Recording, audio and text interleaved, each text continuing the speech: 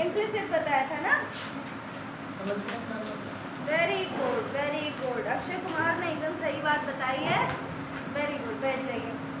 आपको पैराग्राफ में अंदरूनी तौर पे इंफॉर्मेशन दी गई होगी, उसको खोज के आपको निकालना है।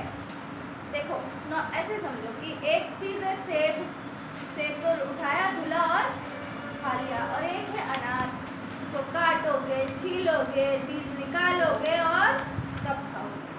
तो इम्प्लिसिट क्या है आपका? अनार, और एक्सप्लिसिट क्या है? सेब। ऊपर ऊपर से जो रेडी है वो क्या है? एक्सप्लिसिट। और जो अंदरूनी तौर पे एकदम आपको डिटेल में जाके निकालना पड़ेगा वो क्या है? ओके, क्लियर है?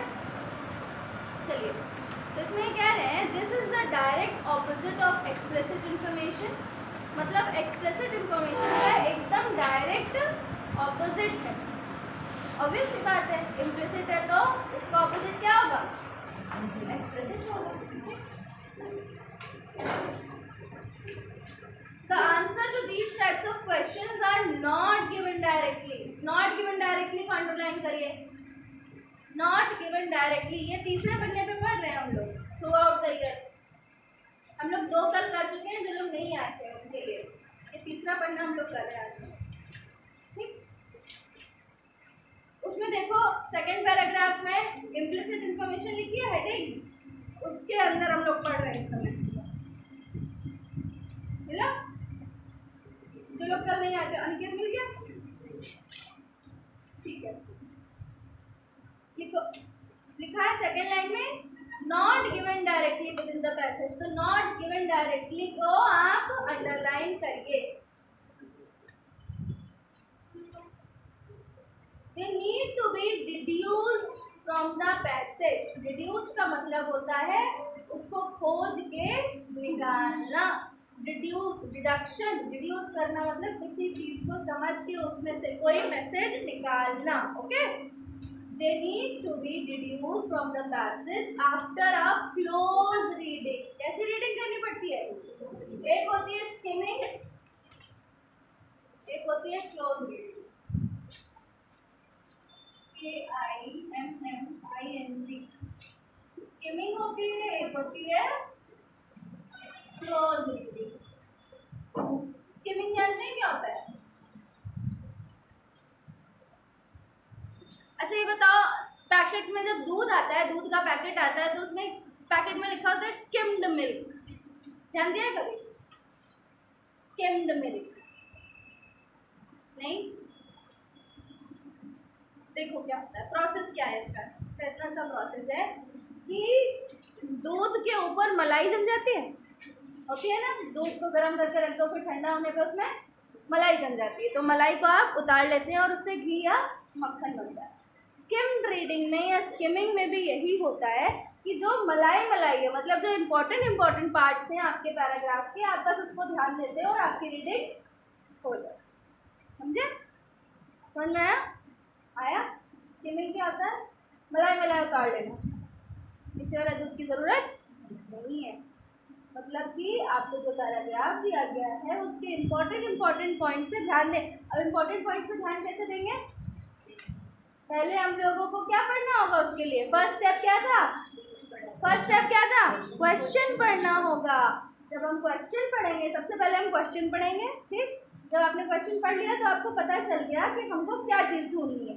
आपने तुरंत पैराग्राफ देखा, पैराग्राफ में जो इन्फॉर्मेशन आपको क्वेश्चन से रेलिवेंट मिली और आपका आंसर खत्म। जो हम लोगों ने सेकंड पैराग्राफ किया तो देखो उसका आंसर कितनी जल्दी आ गया था ना।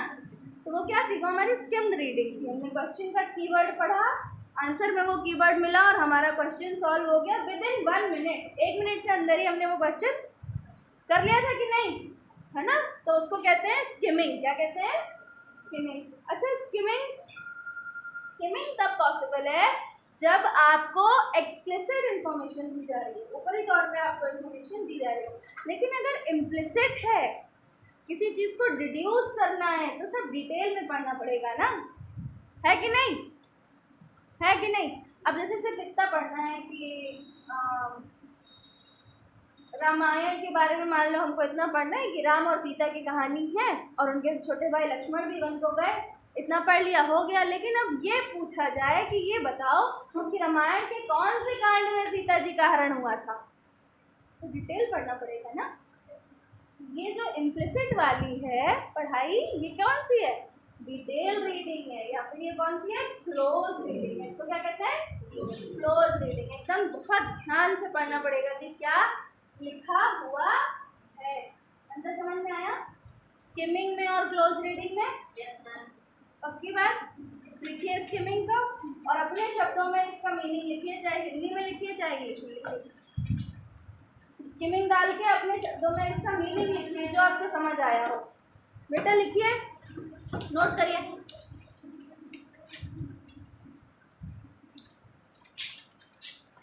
फटाफट।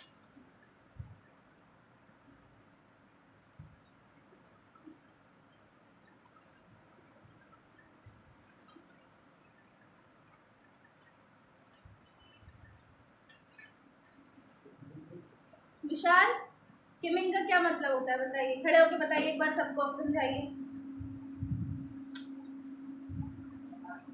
हाँ आपको तो पता है, इन लोग को नहीं पता है, आप बताइए एक बार और एक्सप्लेन करिए। आपके आंसर्स तो सही होते हैं, आप क्यों शर्मा रहे हैं बताइए?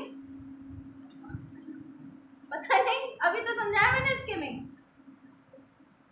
स्किमिंग का मतलब होता है जो इम्पोर्टेंट पॉइंट्स हैं उनको कनेक्ट करके आप इकट्ठा कर लें और अपना आंसर उससे बना लें। To read the important points of the paragraph, okay, that is called skimming. That is called skimming. बैठ जाइए। To read the important points, I am writing it down. To read the important points, okay. Next is close reading. To read in detail, proper detail में पढ़ना, इसको क्या कहते हैं? close reading कहते हैं। तो आओ आगे देखते हैं कि इसमें हमें स्किमिंग की जरूरत है या इसमें हम लोगों को close reading की जरूरत है। कहते हैं that tells the aspirants reasoning ability along with their comprehension skill। आपकी रीजनिंग भी इससे जांची जाएगी। रीजनिंग को हिंदी में क्या कहते हैं? तर्क शक्ति। यस, योर तर्क शक्ति, ठीक है। along with your comprehension skill। comprehension मतलब आप चीजों को समझ पा रहे हैं, comprehend कर पा रहे हैं। The implied idea will not be founded by merely evaluating the options। देखो इन्होंने साफ साफ कहा है कि जो आइडिया implied है, जो आप ढूंढ रहे हो, वो सिर्फ आपको जो ऑप्शन दिए उनको पढ़ के आपको समझ में नहीं आएगा। आपको इन डिटेल रीडिंग इसकी करनी ही पड़ेगी, ठीक। The keywords to look out for are implied or implications। While reading the passage, the aspirant should think about the consequences of the passage। जब आप पैसेज को पढ़ें, जब आपको जो पैराग्राफ दिया उसको पढ़ें, तो आप ये सोचें कि इसके रिजल्ट या इसका कॉन्सिक्वेंस का मतलब क्या होता है बच्चों? नतीजे या फिर रिजल्ट, ओके। कॉन्सिक्वेंस के ऊपर लिखो सब लोग रिजल्ट, ये नतीजे लिख लो, जिसको जो आसान पड़े वो लिख ले, नतीजे या फिर रिजल्ट। सिनोनिम हो गया एक, है ना। रिजल्ट का सिनोनिम क्या हुआ? कॉन्सिक्वेंसेस। रिपरकशंस भी होता है एक शब्द, रिपरकशंस। रिपरकशंस मतलब इसका नतीजा या इसका परिणाम, okay. What the passage is saying and also what the passage is not saying। तो पैसेज आपका नहीं कह रहा है उस पर भी बहुत ध्यान देने की जरूरत है, क्योंकि देखो कभी कभी सवाल पूछ लिए जाते हैं according to the given passage what is not true, और हम लोग नॉट को शायद भूल जाते हैं जल्दीबाजी में और व्हाट इज ट्रू पे टिक करके गलत करके चले आते हैं, है ना। So it is very important to read question in detail. सवाल को बहुत ध्यान से पढ़ें तभी सही जवाब देगा। अब चलिए एग्जाम्पल पढ़ते हैं। एग्जाम्पल से पहले हम लोग को क्या पढ़ना है? क्वेश्चन पढ़ना है। क्या पढ़ना है? क्वेश्चन। चलो भाई, क्वेश्चन में क्या कह रहा है समझ क्या कह रहे हैं? Which of the following statements best reflect the rationale, plausible and practical implications that can be derived from the passage given above? लिखा है कि पढ़ के आप हमको ये बताइए कि ऊपर के पैराग्राफ से आपको सबसे सही वाक्य क्या लग रहा है। पहला वाक्य, too much globalisation is not in the best interest of any country. कह रहे हैं कि ग्लोबलाइजेशन को हिंदी में क्या कहते हैं? वैश्वीकरण। वैश्वीकरण किसी भी कंट्री के बेस्ट इंटरेस्ट में नहीं है, पहला ये कह रहे हैं। ठीक, modern technologies are increasingly blurring the economic boundaries, मतलब कि जो आधुनिक टेक्नोलॉजी है वो जो बाउंड्री है देशों के बीच की उसको ब्लर कर रहे हैं या खत्म कर रहे हैं, धुंधला कर रहे हैं। फिर है तीसरे नंबर पे, innovation and capital have infringed on the domain of the state. किसी एक राज्य की सीमा निर्धारित नहीं है। जैसे हम ही लोग हैं मिसाइल्स फ्रांस से मंगाते हैं, जर्मनी से मंगाते हैं, तो ये नहीं है कि हम लोग अपना ही बनाया करेंगे, अपना ही बनाया लेंगे। हम जर्मनी का यूज करके हो सकता है जर्मनी के दोस्त पे वो मिसाइल यूज कर रहे हैं। किसी एक राज्य का अधिकार किसी भी चीज पे अब नहीं है। जिसके पास पैसा है वो चीजें खरीद के उसी के ऊपर का इस्तेमाल कर ले, कोई भरोसा। बताओ। फोर्थ पॉइंट है, public policy of every country should focus on developing its own supply chain. Exactly, आपके देश की ये नीति होनी चाहिए कि आप खुद इतना सक्षम हो कि आप एक्सपोर्ट कर सको। फिफ्थ पॉइंट है, geopolitics have to reconcile too many ambiguities and uncertainties.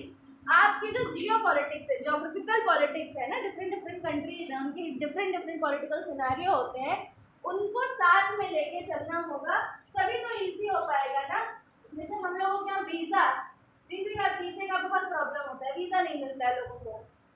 India के कुछ नए नियम हैं, अमेरिका के कुछ नियम है। इंडिया में आपने शादी कर ली, हो गई। अमेरिका में अगर आपने अपना मैरिज सर्टिफिकेट नहीं दिखाया तो आपकी शादी नहीं है। तो ये किसके अंदर आएगा? जियोपॉलिटिक्स के अंदर आएगा ना। कि इंडिया में भी आप शादी को उस तरह से वैध मानिए या अमेरिका में भी आप शादी को उस तरह से वैध मानिए।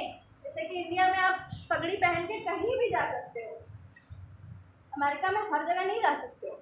Now they are becoming friendly to this. अब इस बात को वो स्वीकार कर रहे हैं जो इंडिया ने इतनी इंपॉर्टेंट प्लेस वर्ल्ड में अपनी बना ली कि अपने सिटीजन्स के लिए वो एक स्टैंड ले सके कि नहीं, अगर इनका अधिकार है, इनके रिलीजन में ये अलाउड है तो ये पहन सकते हैं, और अमेरिका भी अब इसको एक्सेप्ट कर रहा है।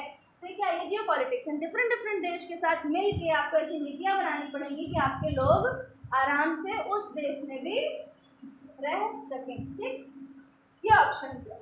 अब क्या कह रहे हैं कि क्वेश्चन क्या था कि इस पैराग्राफ को पढ़िए और ये बताइए कि इनमें से ये 5 ऑप्शन में से कौन से ऑप्शन सही है। ठीक, तो पैराग्राफ की अपनी एक साइलेंट रीडिंग करिए आप लोग। साइलेंट रीडिंग क्या होता है? साइलेंट रीडिंग क्या होता है? मन में पढ़ना।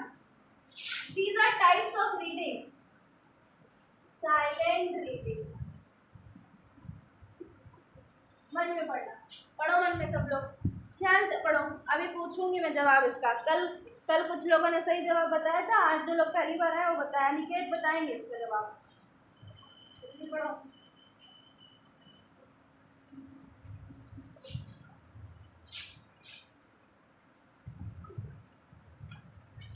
जल्दी पढ़ो, टाइम कम है, इसके बाद एक्टिव पैसिव भी पढ़ाना है।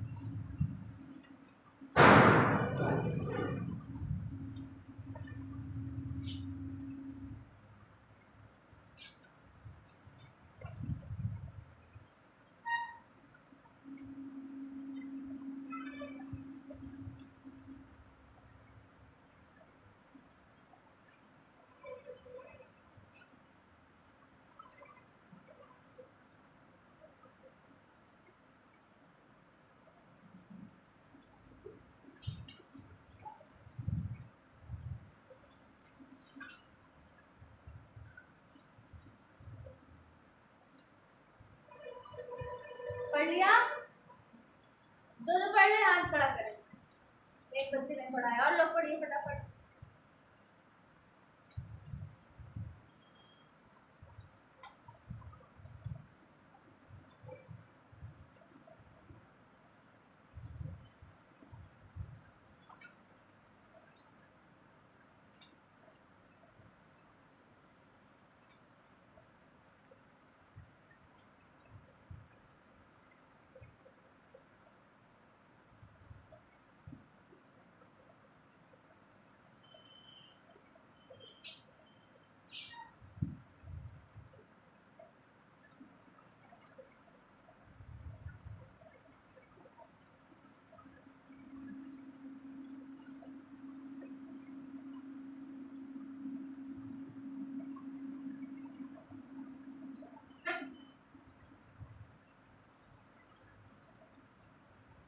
हो गया? पढ़े अब इसको? आपके हिसाब से क्या होगा इसका answer? C option. Yes, good, C option होगा। क्यों? क्यों होगा? क्यों होगा सी? वन नहीं, वन पैराग्राफ में कहीं दिया नहीं है, बाकी सबका ऑप्शन दिया हुआ है, उसकी बात की जा रही है, इसलिए वन वाला नहीं होगा। ग्लोबलाइजेशन की तो इसमें कहीं बात ही नहीं हो रही है। आइए अब पैराग्राफ पढ़ के समझते हैं क्या कह रहा है। कह रहा है in the immediate future, immediate का मतलब जस्ट आने वाले, जस्ट होने वाले फ्यूचर में we will see the increasing commodification of many new technologies. मतलब जो कमोडिटीज जानते हैं क्या होता है? कमोडिटीज क्या होता है बच्चे? बताइए शुभन।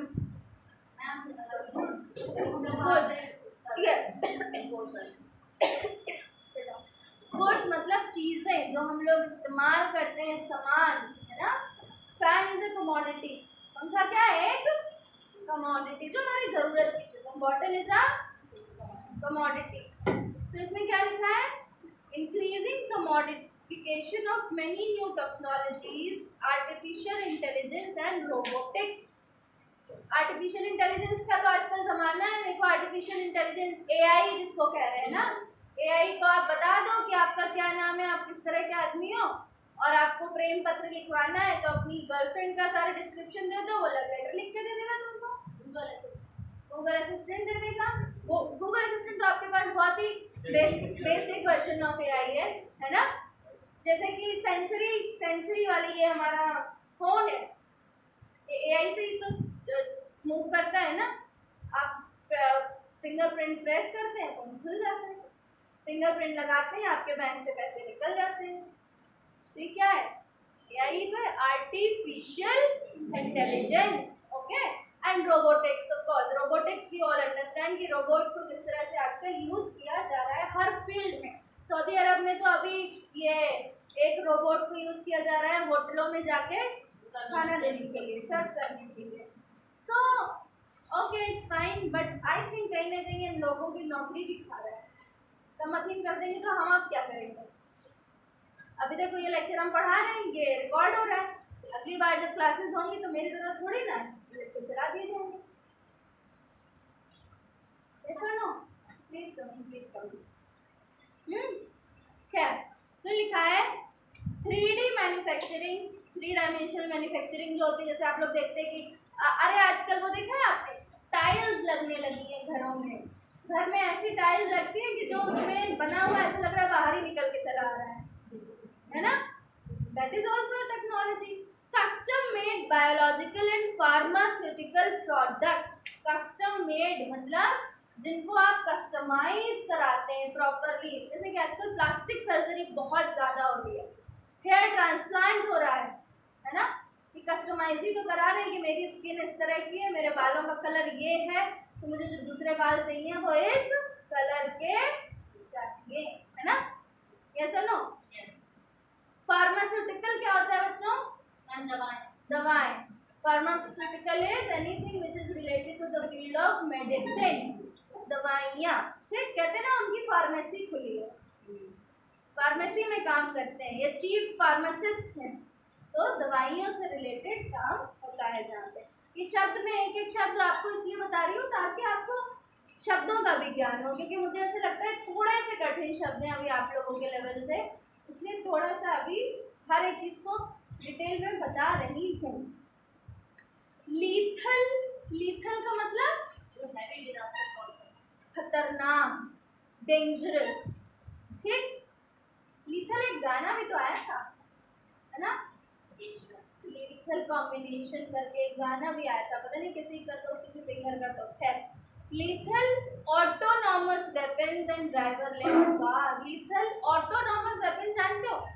ऑटो का मतलब स्वयं चले, तो खुद से चल जाए, खुद से चल जाए मतलब ऐसा नहीं है कि बम रखे रखे फट जाएगा, नहीं, बम रखा है, उसमें आपने सेटिंग कर दी तो वो 2 दिन बाद, 2 घंटे बाद भी ब्लास्ट हो सकता है, ठीक है।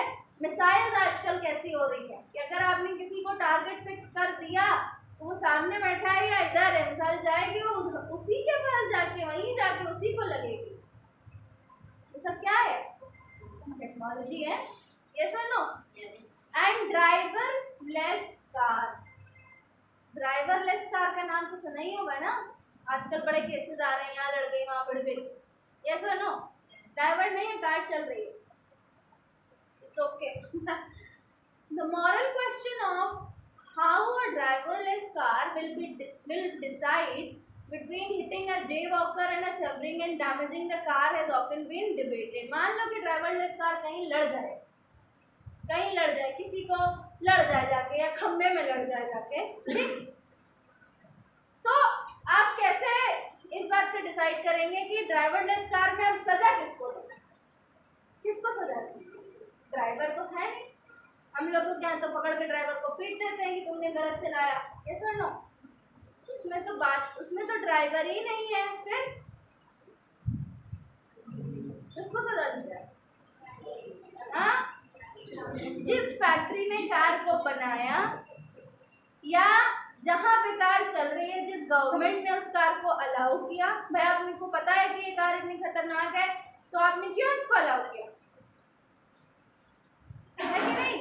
सरकार जब तक अलाउ नहीं करेगी कि आपके देश में ऐसी कारें चल पाएंगी, नहीं चल पाएंगी, तो सरकार की गलती है, या जिस फैक्ट्री ने इसको बनाया उसकी गलती है, या जो इसका कोड लिख रहा है, कोई तो कोड लिखता होगा ना कि आसपास कोई ना हो तो इतनी स्पीड से चलो, या कोई हो तो स्पीड कम कर लो, कार में कोड फीड होंगे ना, किसकी गलती है, किसको सजा दी जाए, ये है इस पूरे पैराग्राफ का मतलब, ठीक। तो ये सब पढ़ के जब आप ये पूरा प्रोग्राम, पूरा पैराग्राफ पढ़ेंगे तो आपको सबसे पहला ऑप्शन तो लिखा है कि ग्लोबलाइजेशन किसी भी कंट्री के लिए बेहतर नहीं है, तो ग्लोबलाइजेशन की तो इसमें बात ही नहीं हो रही है, ठीक। तो ये क्या हो गया, ये गया आपका कट, खत्म हो गया, ऑप्शन ही खत्म हो गया। अब बच्चा आपके पास, जब अब अपने ऑप्शंस में आइए आप, जब हम ऑप्शन में आते हैं तो हम देखते हैं 1 वाला ऑप्शन, वह A, B और D तीनों में है, और 1 वाला तो है नहीं, तो ये अपने आप ही एलिमिनेट हो गया, बचा क्या, C। तो ये था एक एलिमिनेशन का प्रोसेस, एक ऑप्शन जो कि इसमें कहीं बात ही नहीं कर रही है, अगर वो आपको दिया गया तो उसको तो चूज करना नहीं है, उसके अलावा वाले जो बचे उसको हम चूज कर लेंगे, तो हमारा आंसर तुरंत आ जाएगा। समझ में आया सबको? Is it cool? Anit, Anit हो तुम? नहीं, विकास, विकास, विकास किसी के साथ बैठो जिसके पास हो, विशाल, विशाल के साथ बैठ जाओ, सनी के साथ सही से बैठो, तुम्हारा पास है अपना, तुम्हारे पास पढ़ो, चलो आप फटाक से लास्ट पैराग्राफ करो। देखो, अच्छा एक्सप्लेनेशन में लिखा है कि इसमें न्यू टेक्नोलॉजीज के बारे में बहुत सारी बात हो रही है, पर आपको उन टेक्नोलॉजी में नहीं फंसना है, आपको फंसना है इस बात में कि वो क्या बात कर रहे हैं, वो ये बात कर रहे हैं कि सज़ा किसको दी जाए, किसके ऊपर एक्शन लिया जाए, ये मेन बात है। Rise of technology is not the main thing, okay. Next paragraph है inference and conclusion based question, inference and conclusion based question. तो लिखा है these questions ask the aspirant to infer from the information given in the passage or draw a conclusion। मतलब कि आपको information जो passage में दिया गया है उस पर आधारित आपसे कोई जवाब ये क्या करेंगे, पूछेंगे। ठीक, the conclusion could be directly given in the passage or it could be that aspirant needs to draw inference themselves। हो सकता है कि आपके पैराग्राफ में सामने से ये आंसर दिया हो या आपको ढूंढ के निकालना हो। Inferences can usually be drawn from anywhere within the passage, but conclusion will focus on the last few lines। Inference हो सकता है कि पूरे पैराग्राफ में से कहीं से भी निकाला जाए, लेकिन लास्ट की few lines बहुत important होंगी। The words to look out for: concluding remark, infer and inference। ठीक, 3 शब्द हैं। अगर यहाँ ये शब्द आगे पीछे कहीं लगे तो आप समझ लो कि आपका उत्तर भी उन्हीं कुछ लाइनों में से निकल के आएगा। एग्जाम्पल पैसेज से पहले क्या पढ़ेंगे? एग्जाम्पल पैसेज से पहले क्या पढ़ेंगे? क्वेश्चन। लिखा है which of the following is most logical and rational inference that can be made from the passage given above।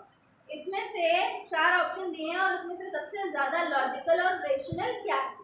Our cities need to have well-defined administrative setup with sufficient autonomy। हमारे शहरों में ढंग का एक administration मतलब हिंदी में प्रशासन होना चाहिए। सेल्फ सफिशिएंट ऑटोनॉमी मतलब अपने आप से कोई निर्णय लेना चाहे तो वो ले सके। जैसे आप पुलिस स्टेशन की जगह पुलिस कमिश्नरेट हो गया, ध्यान दिया ना, पुलिस स्टेशन की जगह पुलिस कमिश्नरेट हो गया, लखनऊ पुलिस कमिश्नरेट। तो कमिश्नरेट में ऐसा होता है कि कुछ उसकी डिटेल्स हैं जो कि मुझे बहुत अच्छे से नहीं पता है, लेकिन उसमें कुछ ऐसे मामले आते हैं जिसमें कोर्ट में जाने की जरूरत नहीं है, आप पुलिस स्टेशन में ही बैठ के उसका निपटारा कर सकते हो। उसको क्या कहते हैं? कमिश्नरेट। ये ऑटोनॉमस होता है। जैसे आपका कॉलेज ये है, ठीक है, एक ऑटोनॉमस कॉलेज है, अपने आप से डिसाइड करेगा कि हमको कब एडमिशन लेने हैं, कितने बच्चों को एडमिशन लेने हैं, फीस कितनी रखनी है। ठीक, तो क्या ऑटोनॉमस, अपने आप में इसको एक पावर दे दी गई है। तो आपके सिटी के लिए ऑटोनॉमस एडमिनिस्ट्रेशन होना चाहिए, ऐसा प्रशासन तो खुद कुछ ना कुछ डिसीजन लेके आपके मैटर्स को सॉल्व कर सके। Ever increasing population densities is a hindrance in our efforts to achieve a sustainable development। Population जो है हमारे अच्छे विकास में एक बाधा है। To maintain and develop our cities, we need to adopt sustainability related interventions। हम लोगों को अपने शहरों को मेंटेन और डेवलप करने के लिए सस्टेनेबिलिटी को हिंदी में क्या कहेंगे? सतत, कंटिन्यू, हाँ, जो कि थोड़े टाइम तक लंबे रुक सके, वैसे इंटरवेंशन या वैसी चीज़ों को उपयोग करना होगा। Public private partnership mode of development is viable long term solution for the infrastructure and sustainability problems in India। कह रहे हैं कि चीज़ों को कुछ सरकारी रखो और कुछ को प्राइवेट कर दो, उससे ही देश का अच्छा विकास होगा। ठीक, तो आओ पढ़ते हैं पैराग्राफ। साइलेंट रीडिंग करो एक बार और फिर हम रीड करेंगे और इसका आंसर ढूंढेंगे।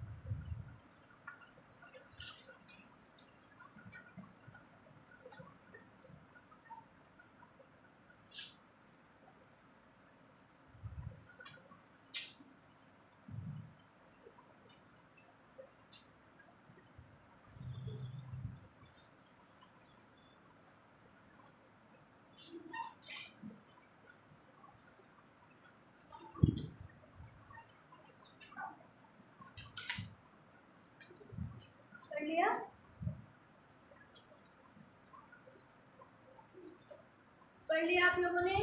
पढ़ रहे कौन कौन पढ़ चुका? 1 2 3 4, जल्दी जल्दी पढ़िए, जल्दी पढ़िए, फटाक से पढ़िए सभी लोग।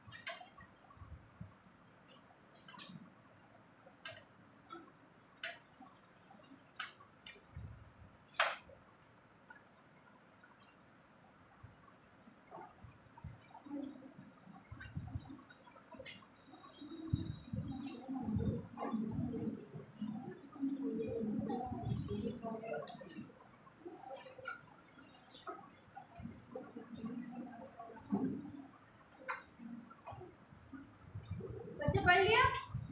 आइए अब इसके पैराग्राफ को हम लोग समझते हैं। इसमें लिखा है our cities are extremely vulnerable to climate change because of large concentration of population and poor infrastructure। लिख रहे हैं कि हमारे शहर जो है एक्सट्रीमली वल्नरेबल है। वल्नरेबल का मतलब होता है कि दयनीय नहीं, बहुत ही कमजोर स्थिति में। बहुत वल्नरेबल का होना, वल्नरेबल का मतलब होता है कि कोई भी सिचुएशन अगर आपके सामने आएगी तो आप बहुत कमजोर पड़ जाएंगे। कहते हैं कि I am vulnerable to heat, गर्मी को लेके बहुत वल्नरेबल हूँ, मेरे को से गर्मी बर्दाश्त नहीं होगी। ठीक है जी, प्लीज बोलो। ठीक है, मतलब कि आप चीज़ों को, जो चीज़ आपको बहुत कमज़ोर कर दे। ठीक, हमारे शहर वल्नरेबल है to extreme to climate change. मौसम किस तरह से बदल रहा है? Because of large concentration of population in poor infrastructure.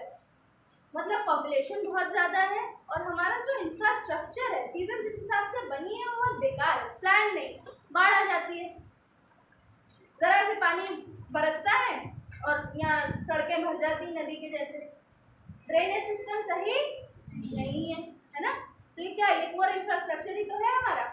अभी आपके इसी कॉलेज के अंदर अगर कोई डिसेबल्ड व्यक्ति आना चाहे, जो कि मे बी जिसके पैर नहीं है या जिसके जो वॉक नहीं कर सकता, ठीक है, ऐसा व्यक्ति अगर इस क्लास में आना चाहे तो वो किधर से आएगा? क्या कोई भी रैंप है इस तरफ? है कोई? तो ये क्या, ये एग्जाम्पल है आपके पुअर इंफ्रास्ट्रक्चर का। ये क्लास है आपकी अभ्युदय की, बहुत अच्छी है, पर जिस तरह से इसमें शीशे लगे हुए हैं, ये हीट को कितना ज़्यादा आपको अंदर भेजते हैं, रिफ्लेक्ट करते हैं। क्या ये सही है? किसकी कमी है? इंफ्रास्ट्रक्चर। या जहाँ रीना मैम बैठती है उधर देखिए, वो आपको चैनल लगा हुआ है इधर, और इधर ये टीन का दरवाज़ा है, दोनों तरफ से एकदम गंदी हवा आती है, गरम गरम। तो ये किसका एग्जाम्पल है? पुअर इंफ्रास्ट्रक्चर का। आप लोग कल को एडमिनिस्ट्रेटर्स बनोगे, आप लोगों से ये चीज़ अप्रूव कराई जाएगी कि कहाँ पे क्या बने। तो इस बात का आपको खास ख्याल रखना होगा कि आपके सिग्नेचर ऐसी चीज़ पे हो जो वाकई लोगों के हित में हो। अब अभ्युदय की क्लास तो बन गई, लेकिन क्या कोई डिसेबल्ड बच्चा यहाँ के पढ़ पाएगा? डिसेबल्ड्स को तो बहुत अच्छा कोटा भी मिलता है, तो थोड़ी सी भी मेहनत करेंगे तो बहुत अच्छा पढ़ लेंगे, पर वहाँ आ ही नहीं पाएंगे। पढ़ेंगे कैसे? इंफ्रास्ट्रक्चर के नाम पे अगर हम बात करें टॉयलेट्स की, तो गर्ल्स और बॉयज दोनों के लिए टॉयलेट्स यहाँ पे कहाँ है बताइए? सैनिटाइजेशन की अगर कोई बात करी जाए तो क्या कोई सैनिटाइजेशन है? तो ये सब एग्जाम्पल किस चीज़ के? पुअर इंफ्रास्ट्रक्चर के लिए। आप लोग सोच रहे होंगे हमें क्यों बता रही हैं? आपको इसलिए बता रहे हैं क्योंकि हो सकता है आप में से कल को कोई इस पद पे हो जो इसको हेल्प कर सके, या फिर मेरी तरह कोई टीचर हो जिनके बच्चे आगे चल के IAS बने, तो आप उनको एजुकेट कर सकेंगे। भाई you have to take steps, है ना? यस और नो? यस। ठीक है, तो हमारे शहरों में जब मौसम बदलता है तो बहुत ज़्यादा पुअर इंफ्रास्ट्रक्चर होने के कारण बहुत स्थिति क्या हो जाती है, खराब हो जाती है। बेंगलोर में पौष इलाके में पानी भर गया था, नदी कारें तैर रही थी, अभी पिछले साल की न्यूज़ थी है ना। ये सुनो, आपको पता है हड़प्पा वैली सिविलाइजेशन, इंडस और हड़प्पा वैली जो सिविलाइजेशन था उसका इंफ्रास्ट्रक्चर और उसका जो ड्रेनेज सिस्टम था वो सबसे मॉडर्न ड्रेनेज सिस्टम था, और उसके जैसा ड्रेनेज सिस्टम हम लोग आज तक भी बना नहीं पाए हैं, despite having all the facilities and technologies at our hand. हमारे पास सारी फैसिलिटीज हैं, सारी टेक्नोलॉजीज हैं, पर तब भी हम वैसा नहीं बना पाए।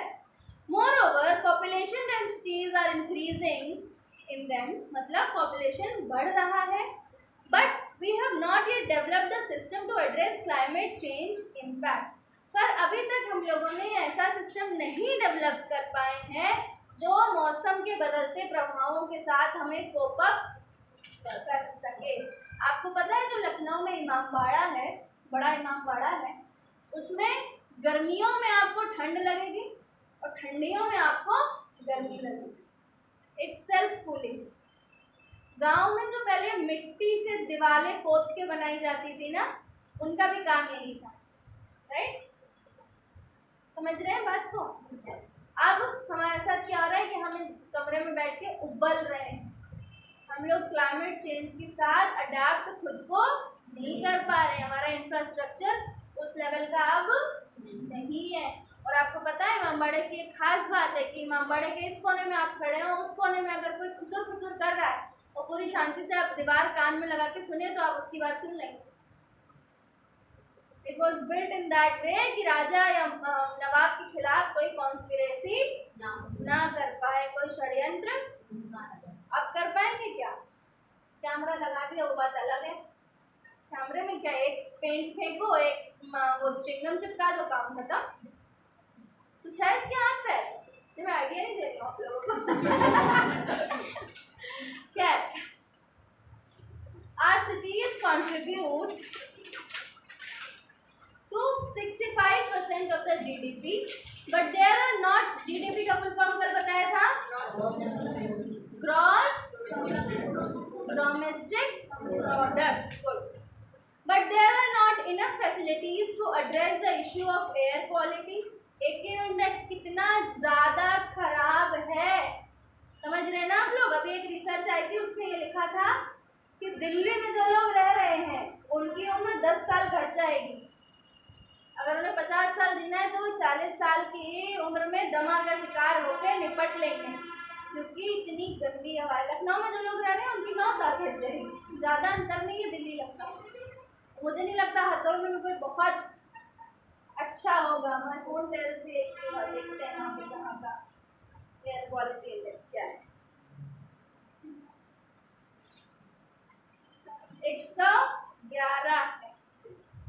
आपके यहाँ का AQI क्या है? 111 है। देखते हैं करेक्ट कितना होना चाहिए। आइडियल AQI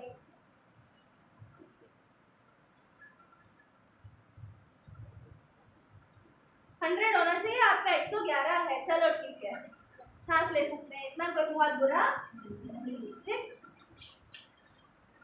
ट्रांसपोर्ट को लेके कोई अच्छी व्यवस्था शहरों में नहीं है। नहीं हरदोई में तो भाई ई रिक्शे की बहुत अच्छी व्यवस्था है। Really appreciate, I am very happy. कहीं भी जाना होगा वो ई रिक्शे वाले भैया इधर को भी जा रहे होंगे, आप कहते उधर जा रहे हो तुरंत मोड़ लेंगे। I am very happy. आपके शहर में ई रिक्शे की व्यवस्था तो बहुत अच्छी है। हालांकि ये गवर्नमेंट के द्वारा अप्रूव नहीं है, तो गवर्नमेंट ने कुछ नहीं किया है ना।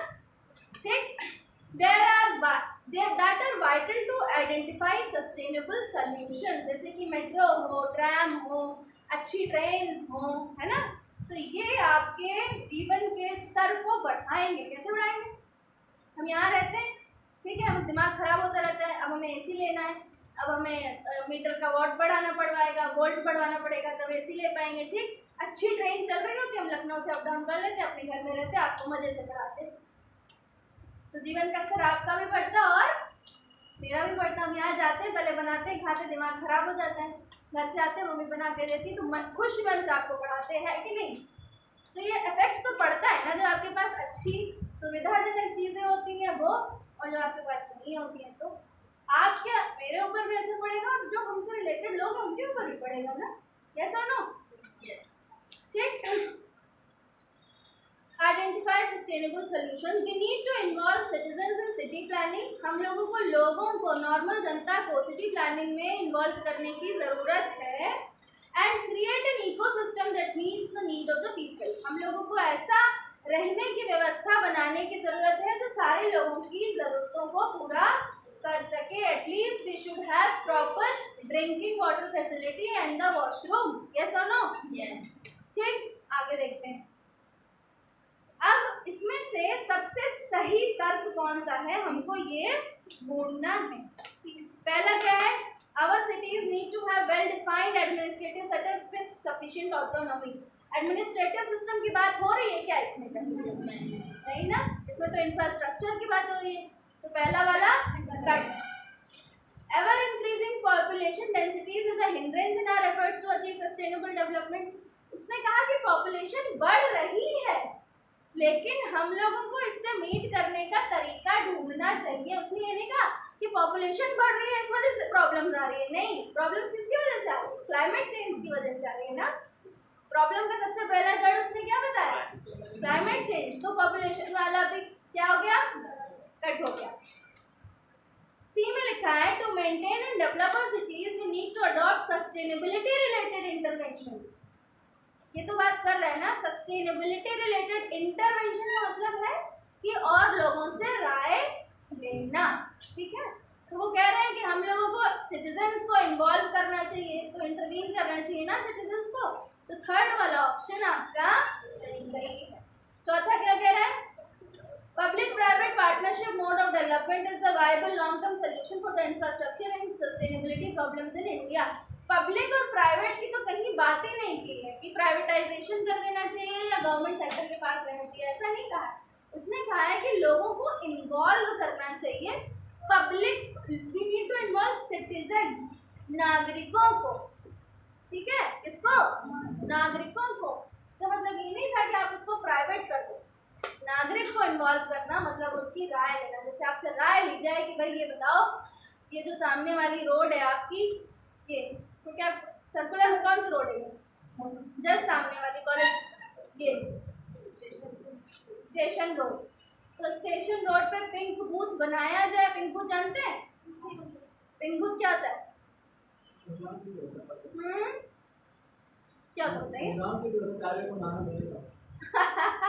नहीं नहीं, पिंक बूथ वो नहीं होता है। पिंक बूथ होता है महिला पुलिस स्टेशन, जहाँ पे सिर्फ महिलाएं ही काम करेंगी और महिलाओं की समस्याओं को सबसे ज़्यादा इम्पोर्टेंस दी जाएगी।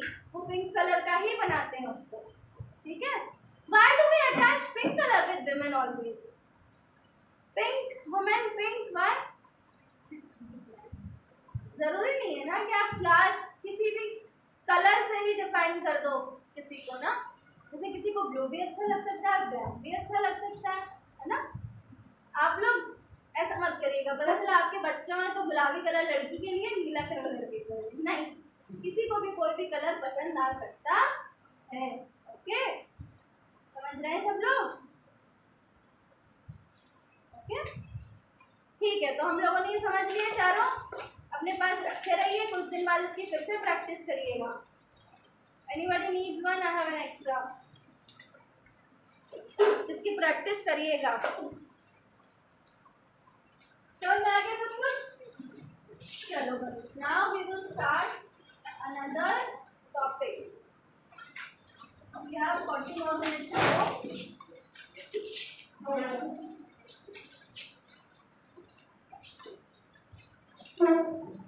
आज हम लोग पढ़ेंगे active voice and passive voice.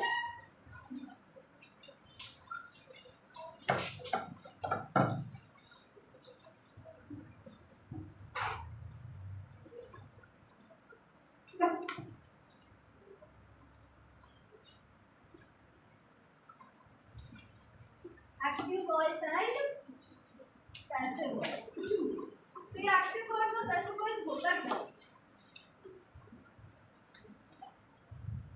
What is active voice and passive voice? What is voice?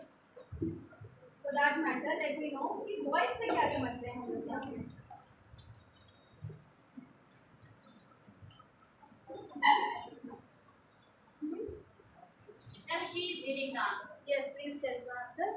बताओ बेटा।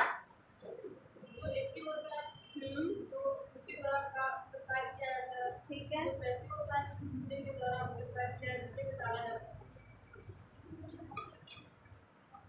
और वॉइस का मतलब ये होता है कि आपको ये पता चले कि एक्शन किसके द्वारा किया गया है। ओके, बाय वॉइस की मीन कि एक्शन जो है, एक्शन किसी भी वर्ब को कौन परफॉर्म कर रहा है। द सेयर जो कह रहा है बात को वही कर रहा है या जो सामने वाला व्यक्ति है वो कर रहा है। ठीक, राइट इट डाउन, लिखिए।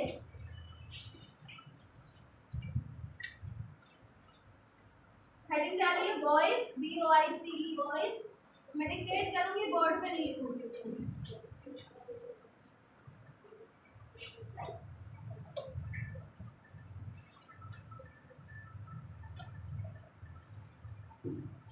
लिखिए ना, those forms, THOSE, those forms of work, those forms of work that show the subject doing an action, that show the subject doing an action, subject doing an action को underline करिए या inverted commas में लिखिए, और inverted comma start and action, ACTION, action done on the subject, an action done on the subject is called voice, is called voice। लिख लिया सभी बच्चों ने। अब लिखिए दूसरी हेडिंग डालिए active voice.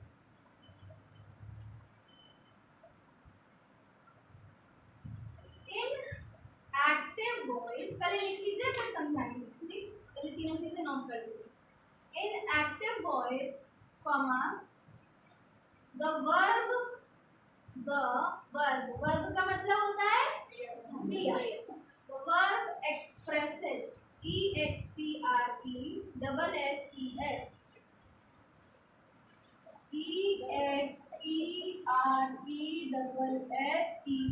the verb expresses the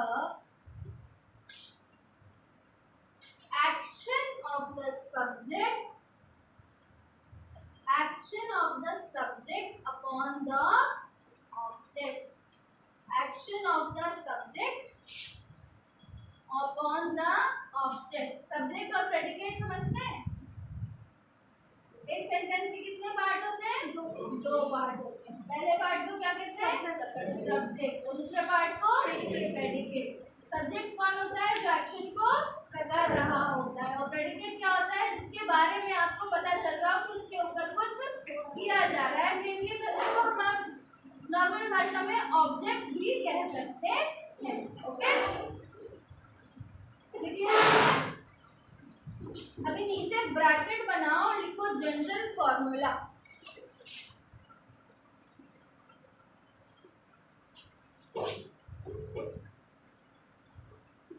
general formula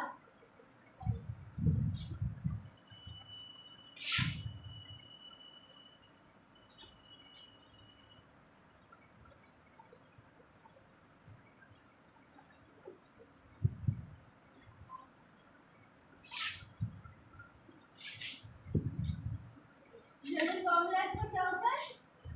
subject plus verb plus object. Example के लिए लिखिए पुलिस अरेस्टेड हिम।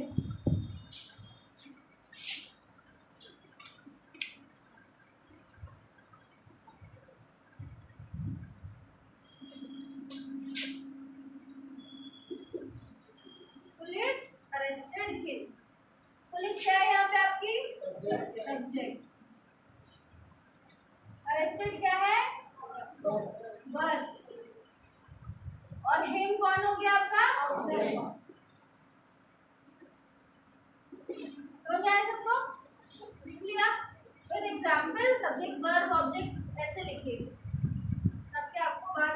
अब जब नोट्स पढ़े ये वाले तो समझने में आसानी है।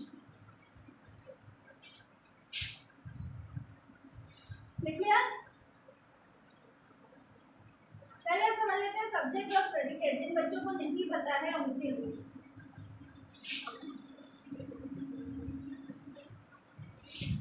एक होता है सब्जेक्ट, एक क्या होता है प्रेडिकेट। ये पार्ट्स होते हैं किसके? सेंटेंस। समझ गए सभी लोग? सब्जेक्ट प्रेडिकेट किसके पार्ट है? सेंटेंस के। बाकी ठीक और डिटेल में जाएंगे वरना फिर बहुत टाइम लग जाएगा। अगली हेडिंग डालिए passive voice, PASSIVE। Any problem?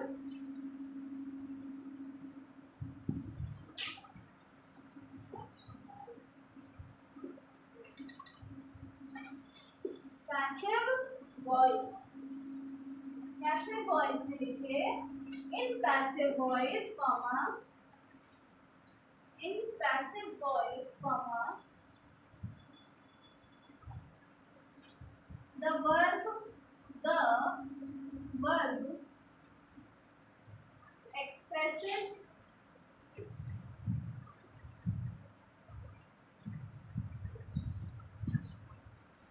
the object being acted upon, the object being acted upon,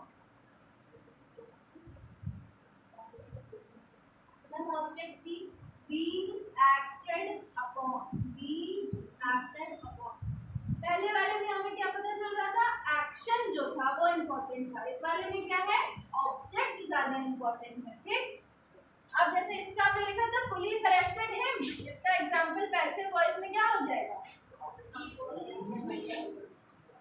इसका एग्जांपल हो जाएगा he was arrested bye police. Very good.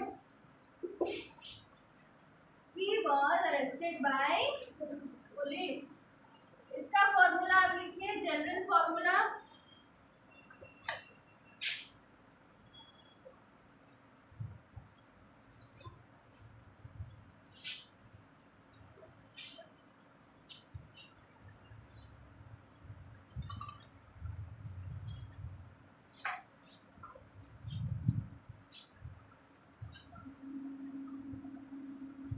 सबसे पहले आपका आएगा क्या?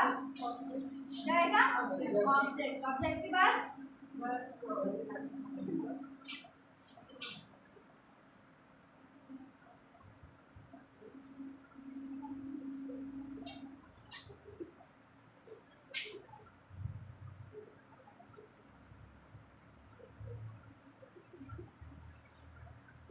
हेल्पिंग वर्ब कौन सी होती है? अच्छा ठीक है।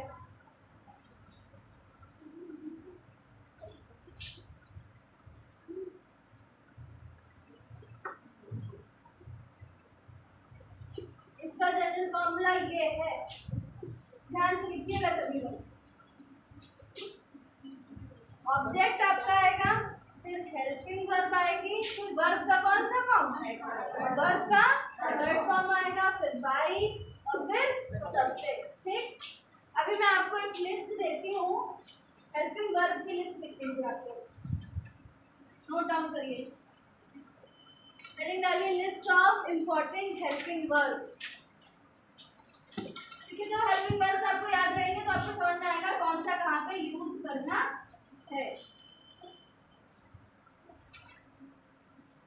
देखिए, is MR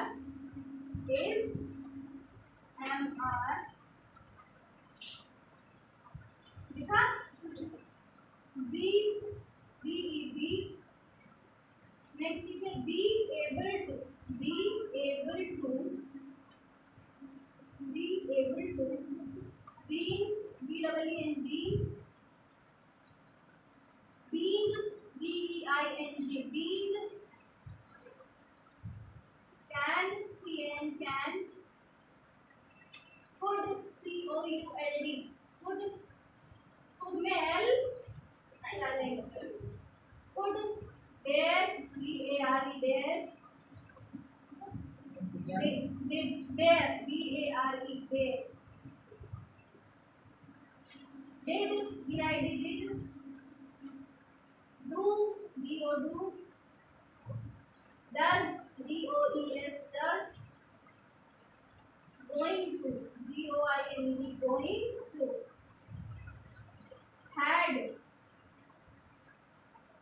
Had better, H-A-D, had better. जब कॉम्प्लेक्स लेवल के क्वेश्चन सॉल्व करेंगे आप लोग तो ये वर्ब्स भी यूज करनी पड़ेंगी. Had better, has have to, may, M-A-Y, may, might, M-I-G-H-T, might, M-U-S-T, must, need, N-E-E-D, need, ought to, ought, O-U-G-H-T, ought to, T-O-2, shall, S-H-A-L-L, shall, should, S-H-O-U-L-D, should, shall and should, was, W-A-S, was, were, W-E-R-E, were, will, W-I-L-L, will, and would, W-O-U-L-D.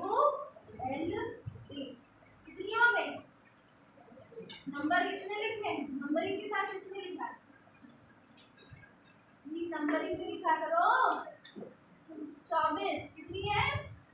24. These are 24 in numbers. देखो सबके यहाँ 24 की नहीं है, कोई बोला तो नहीं कुछ. आप लोगों को ये नंबरों के साथ नोट करनी चाहिए थी बेटा.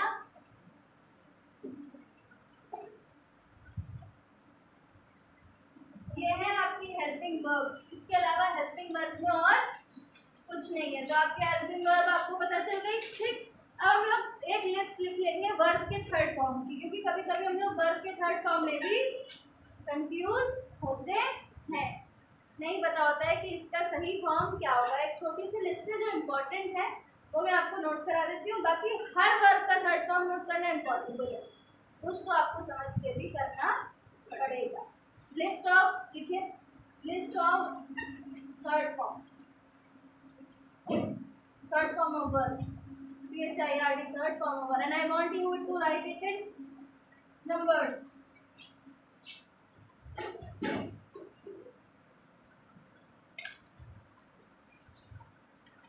Number 1, B. B का क्या होगा? B क्या होगा? B1, B2, B3 डालिए. ऐसे 15 ऑप्शन ऐसे 3 कॉलम है. B1, B2 and B3. B ऐसे लिखिएगा. ठीक, was were, करें.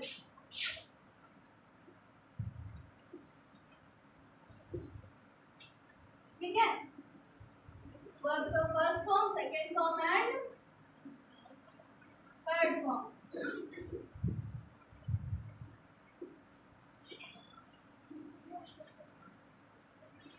इसमें भी लिखिए बीच, BEAT.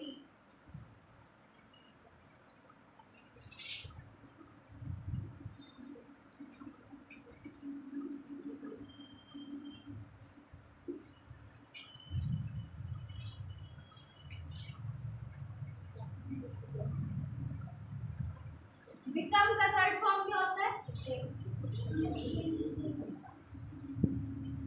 बिकम का थर्ड फॉर्म बताइए. कमी होगा. ठीक है. बिकेम कितने लोग कह रहे हैं? हाथ खड़ा करें. बिकेम कौन कौन कह रहा है? बिकेम नहीं होता, सेकंड फॉर्म है, सेकंड होता है. Very good. बिकेम जो है वो सेकंड है और थर्ड इसका क्या है? Very good. बिकेम एंड ठीक.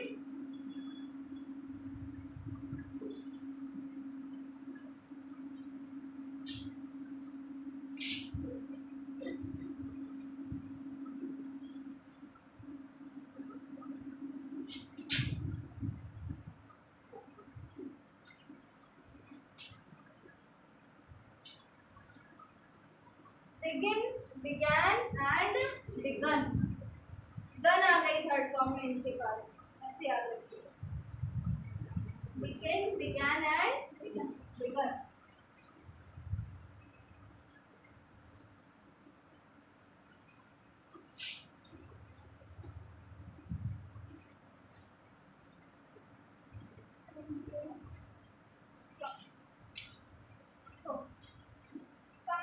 came, come।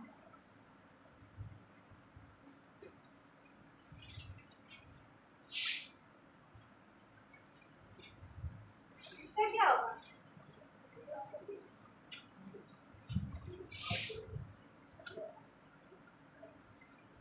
सेम रहेगा, कॉस्ट कॉस्ट और कॉस्ट ही रहेगा।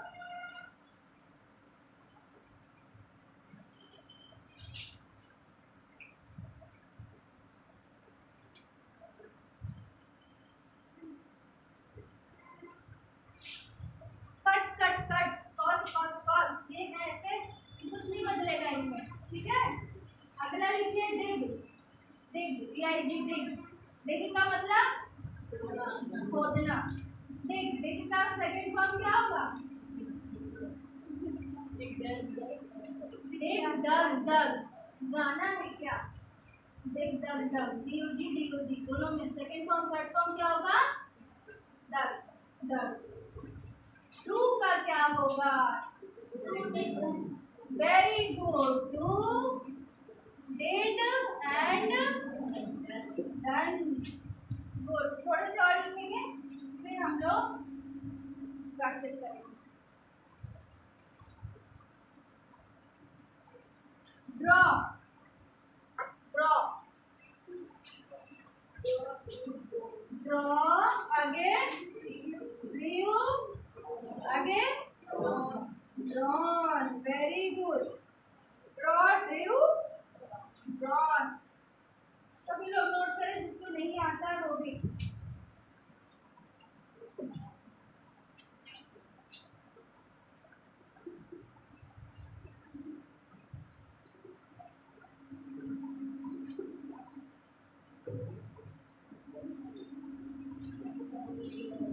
चलो अच्छा, एक सेंटेंस नोट करो और उसका पैसिव फॉर्म मुझे लिख के दिखाओ। सेंटेंस है no one, no one, no no हो एनी वन, ये लिख रही हूँ मैं। नो वन desires rights,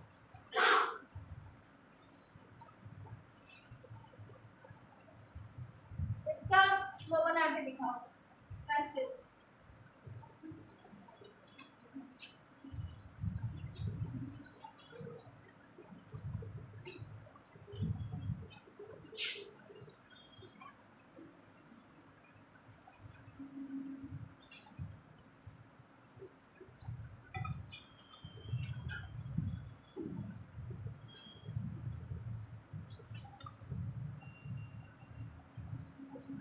बना लिया?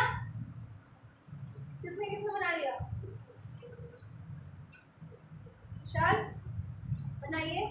फॉर्मूला याद रखिए, ऑब्जेक्ट, हेल्पिंग वर्ब, वर्ब का थर्ड फॉर्म, बाय और सब्जेक्ट।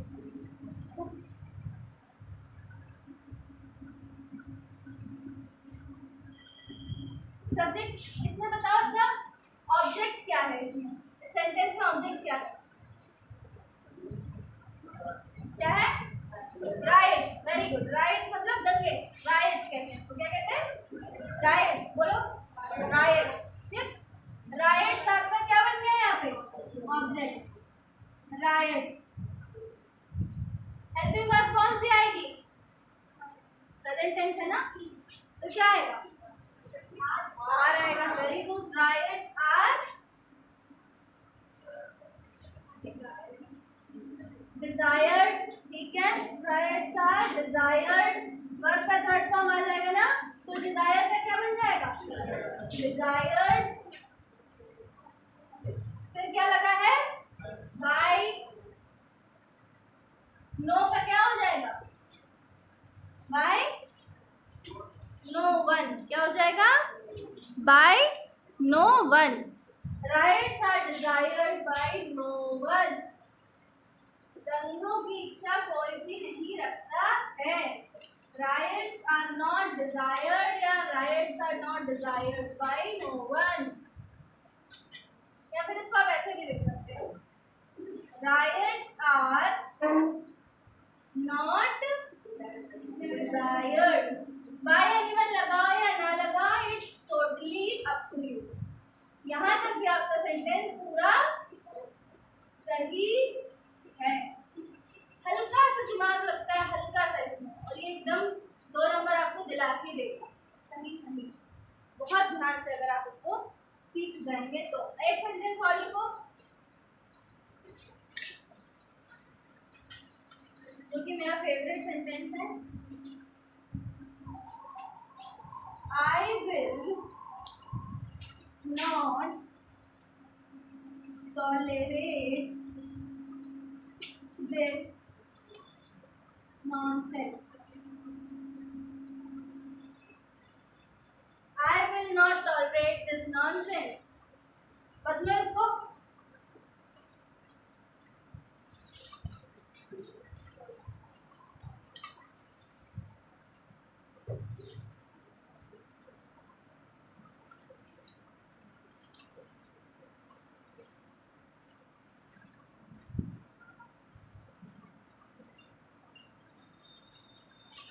बदल लीजिए फटाक से।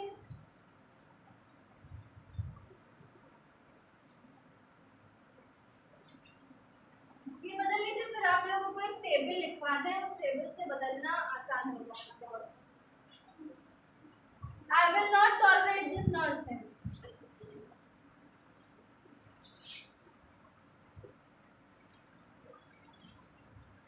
This nonsense. This nonsense will yes, not be yes. Very good. This nonsense will not be tolerated by me. समझ गए, सीख गए कैसे बदलना है इसको? Everyone, now I will write a table on the board. You have to copy it down. और फिर आप लोग को कहीं भी सेंटेंसेस दिखे तो जस्ट प्रैक्टिस है। पहले मैं टेबल दे देती हूँ, फिर टाइम बचेगा तो हम लोग प्रैक्टिस भी कर लेंगे। प्लीज़ क्लीन द बोर्ड बेटा।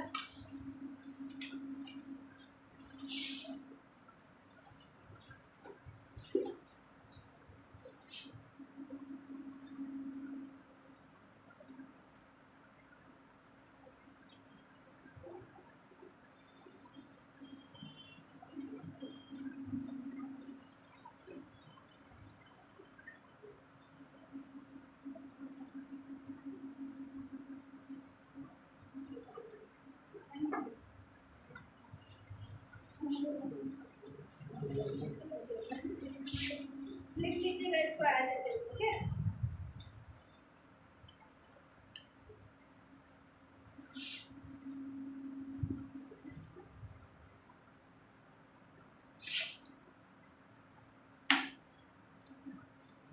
यहाँ पे हम आपका टेंस लिखेंगे, यहाँ पे आपके एक्टिव वॉइस और यहाँ पे पैसिव वॉइस। टेंस से आपका सिंपल प्रेजेंट,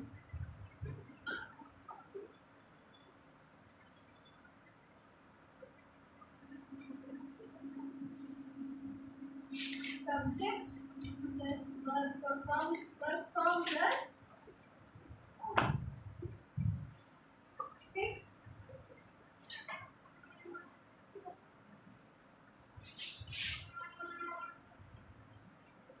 इसको हम लोग बदलते हैं ऑब्जेक्ट, कुछ कह रहे हैं आप लोग? Object plus first simple present tense है तो क्या बन जाएगा? कौन से टेंस लगेगी, कौन से ऑक्सिलरी वर्ब लगेगी? Is and are. कौन सी लगेगी? Is and are. Is am are, बातें नहीं करिए, प्लस वर्ब का third form by and subject. Object तो पहले लग गया ना,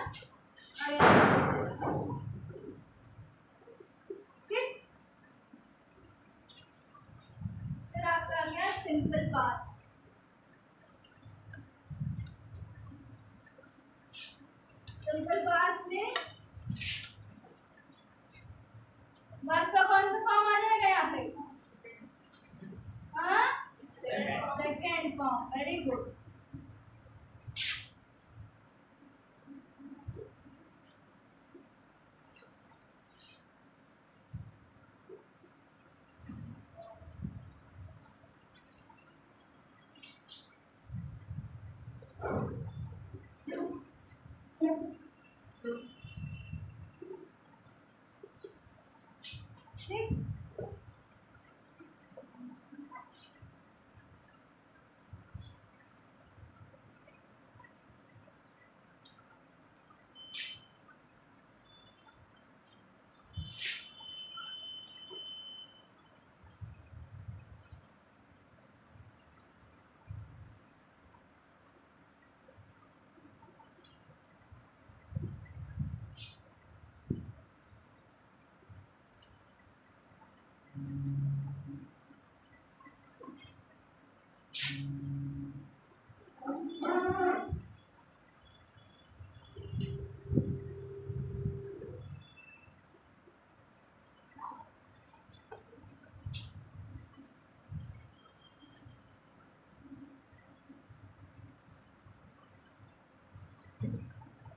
अच्छा, कोई भी चीज लिखी होती है, जैसे कि ये लिखा है मंडे, ठीक, इसके नीचे अगर हम ये वाला साइन करा लगा देते हैं तो इसका क्या मतलब होता है?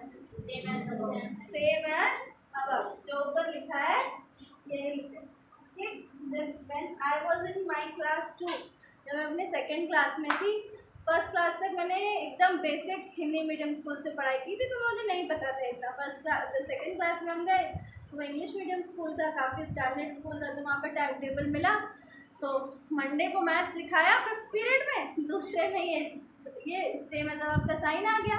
मुझे लगा तो फ्री पीरियड मैं तो उसकी कॉपी नहीं लेके गई। तो फिर मैम ने कहा कि कहाँ है इसकी मैथ्स की कॉपी कहाँ है? तो मैंने कहा मैम ये तो फ्री पीरियड है। तो मैंने किसने बोला फ्री पीरियड है? मैंने कहा वो आपने कॉमा लगा दिए थे। मुझे लगा कॉमा मतलब सारे फ्री पीरियड, तो ऐसे नहीं हो, मुझे नहीं पता था। And I was in my class 2, so I thought of sharing it with you. बहुत सारे लोगों को बहुत सारे साइन का मतलब नहीं पता होता है। कोई सेंटेंस लिखते हैं, कुछ वर्ड छूट जाता है, वो एक साइन नहीं होता है। हाँ, ये इसको क्या कहते हैं? कहते क्या, ये तो नहीं पता। इन बिटवीन कह सकते हैं इसको, इन बिटवीन, कि इसके बीच में ये आएगा, ठीक है। सॉरी, हिंदी में बोलते हैं हंस हंसपद, हाँ हंसपद बोलते हैं। हाँ, हिंदी में हंस के पैरों का जैसा होता है ना, वो छूटा हुआ ऐसे करके साइन ऐसा बनाते हैं उसका। इन बिटवीन, किसके बीच में ये आ सकता है। एक साइन होता है एस्ट्रिक का। एस्ट्रिक कौन सा होता है साइन? ये होता है एस्ट्रिक,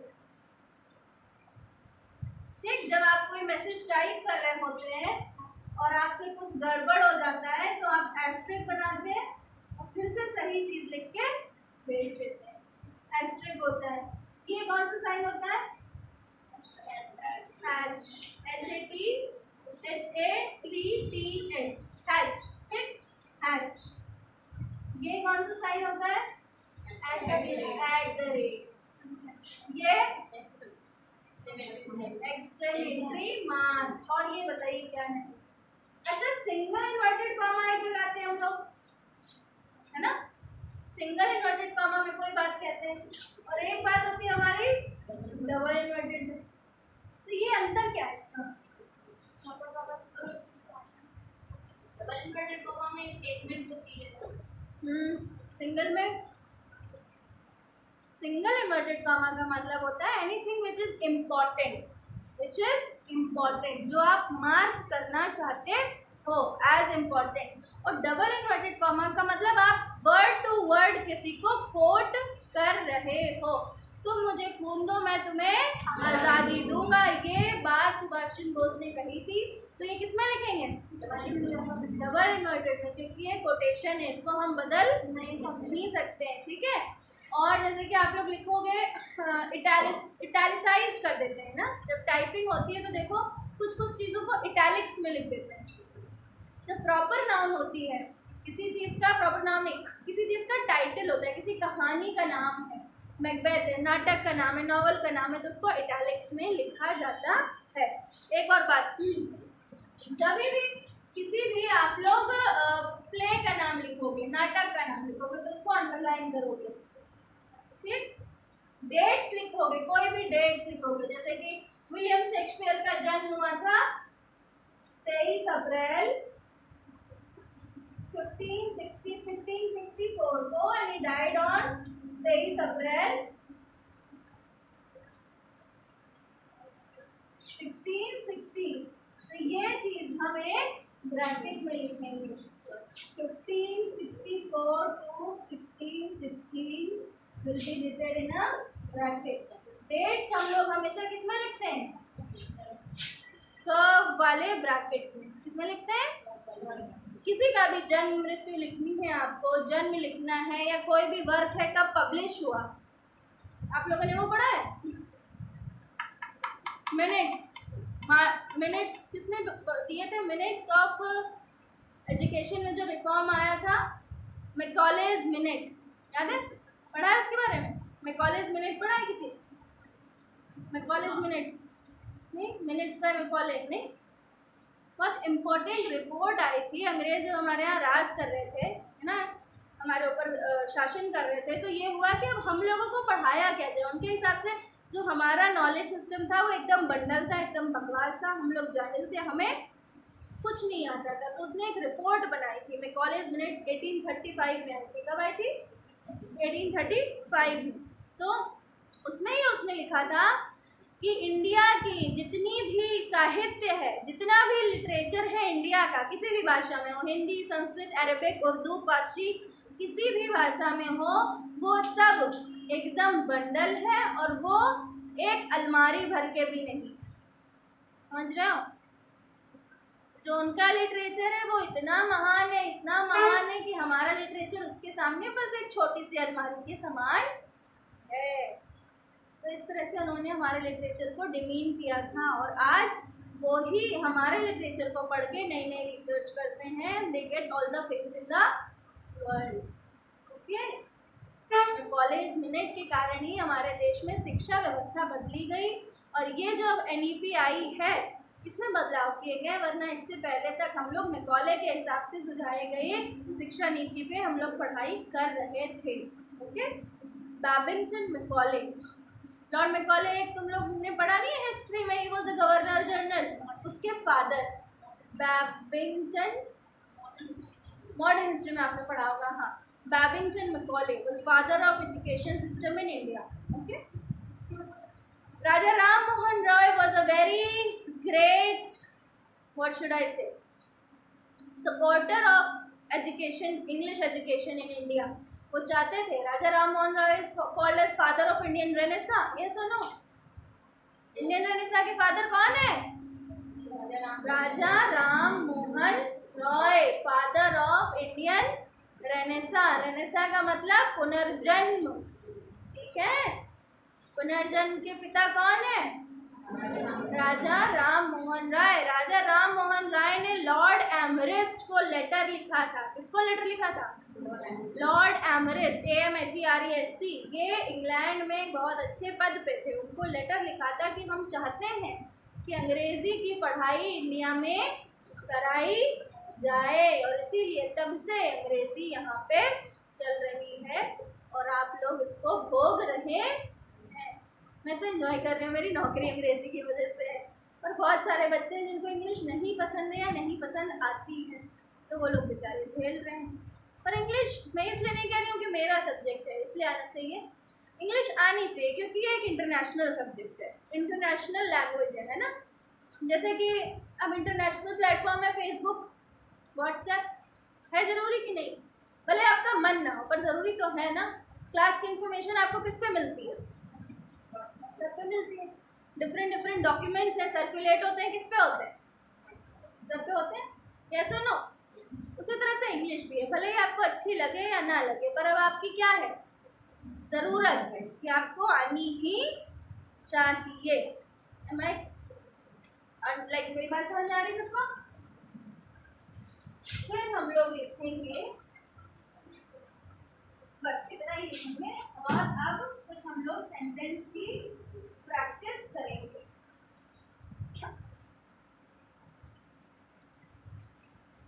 कुनैन क्या होता है? कुनैन मैंने एक शब्द सुना है पर इसका मतलब नहीं पता। मलेरिया की दवाई होती है कुनैन।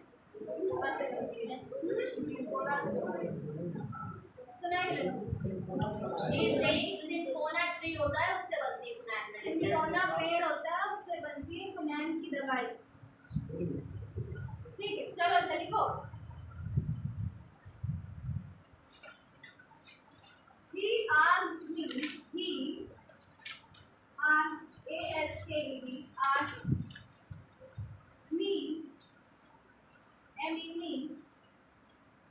to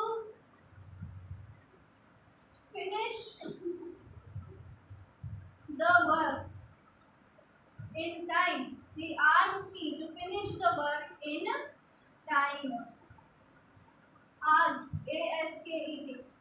ठीक, लिख लिया सेंटेंस? बदलो अब इसको पैसिफाई में वर्ड्स में.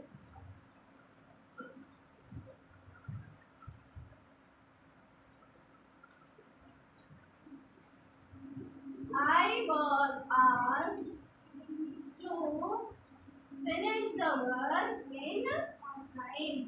समझ में आया? I was asked to finish the work in time. अच्छा, एक सेंटेंस और. क्विनाइन, क्विनाइन, क्विनाइन, अंग्रेजी में क्विनाइन लिखा है Q-U-I-N-I-N-E. Q-U-I-N-I-N-E. Quinine taste, T-A-S-T-E-S, T-A-S-T-E-S, taste bitter, B-I-T-T-E-R. bitter मतलब कड़वा. Quinine tastes bitter. इसको चेंज करो.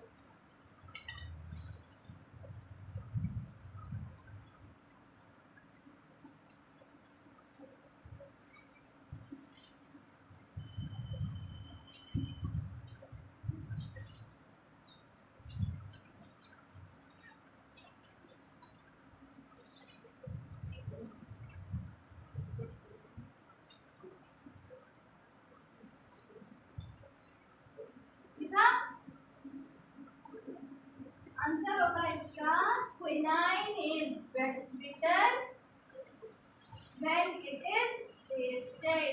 Quinine is bitter when it is tasted.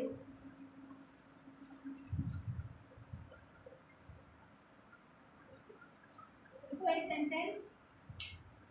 You must hit the nail on the head. You must hit the nail on the head.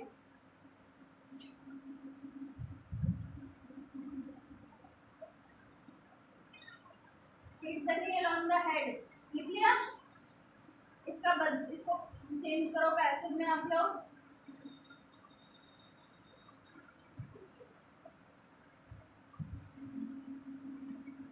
The nail must be hit on the head. The nail must be hit on the head.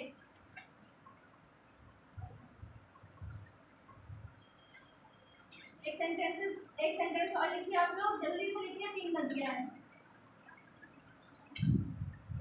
We expect good news. We expect good news. इसको बदलेंगे तो क्या हो जाएगा?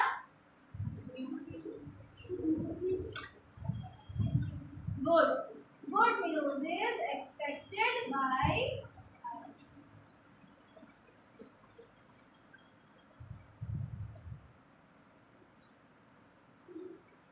ठीक. Next sentence लिखो. Someone is, बस एक और. Someone is following us. Someone is following us.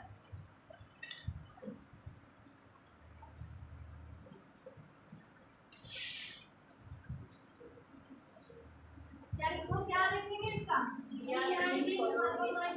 Very good. We are being followed by someone. Okay.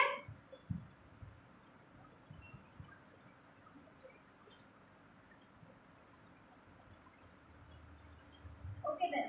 Have a good day ahead. Next class में मैं आप लोगों को वो पढ़ाऊंगी. Sentence correction. सेंटेंस को करेक्शन कैसे करें.